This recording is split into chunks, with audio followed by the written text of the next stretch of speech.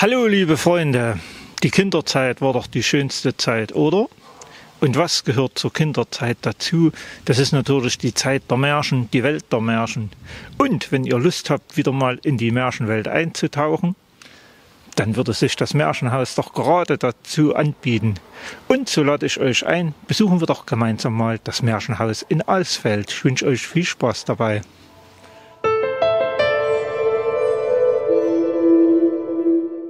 Herzlich willkommen hier in unserem Märchenhaus in Alsfeld. Ich bin Silvia Völker und bin hier Märchenerzählerin. Und heute wollen wir Sie ein bisschen durch das Haus führen, so damit Sie wissen, was Sie hier erwartet und was hier so im Märchenhaus so vor sich geht, Märchenhaftes. Wir sind jetzt hier im Erdgeschoss in einem Raum, in dem verschiedene Märchen dargestellt sind. Und wenn Sie sich das anschauen, können Sie schon mal überlegen, ob Ihnen einfällt, was denn das für ein Märchen wohl sein könnte. Und wir haben eben hier dieses Märchen und es gibt auch hier in der Ecke noch ein Märchen, was schon sehr bekannt ist, aber ich erlebe immer Menschen, die das eben auch nicht kennen. Und hier haben wir dann unseren Froschkönig. Das ist absolut so mein Lieblingsmärchen.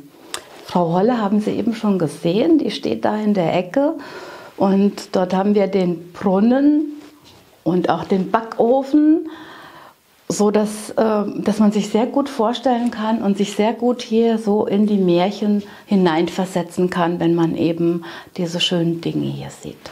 Hier sind wir jetzt in unserer Hexenstube.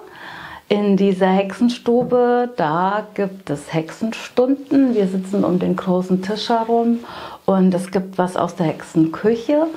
Und ganz oft stellen wir eben auch hier dann in einem Workshop Salben her oder Lippenpflege, sowas in der Art, was eben Hexen so tun. Und oft geht eben auch eine Stadtführung voraus und hier ist dann unser Abschluss. Hier ist es unschwer zu erkennen, wir sind bei Hänsel und Gretel. Das ist immer noch ein sehr, sehr beliebtes Märchen, obwohl es ja so ein bisschen verschrien ist, weil ja die arme Hexe dann in den Backofen kommt. Aber die Kinder lieben es trotzdem. Ja, und hier unschwer zu erkennen unser Rotkäppchen. Also hier liegt der Wolf schon im Bette und hat die Großmutter schon verschlungen. Man sieht es ja, hat die Haube schon auf und die Brille der Großmutter und macht sich hier gemütlich.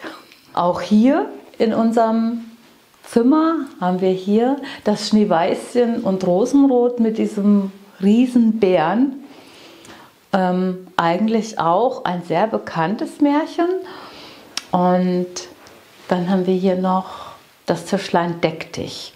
Das ist immer sehr interessant, wenn die Kinder das sehen und sich vorstellen, dass so ein Esel diese Golddukaten speit. Das ist so was ganz Besonderes. Das lieben die Kinder und vor allen Dingen eben auch der Tisch, der so reich gedeckt ist. Hier werden die spannenden Märchen erzählt und viele können hier die Seele einfach mal baumeln lassen in diesem Raum. Und wer hier kommt und Märchen hört, der kann hier so richtig schön entspannen. Und ich hoffe einfach, ich konnte Ihnen unser Märchenhaus so ein bisschen näher bringen.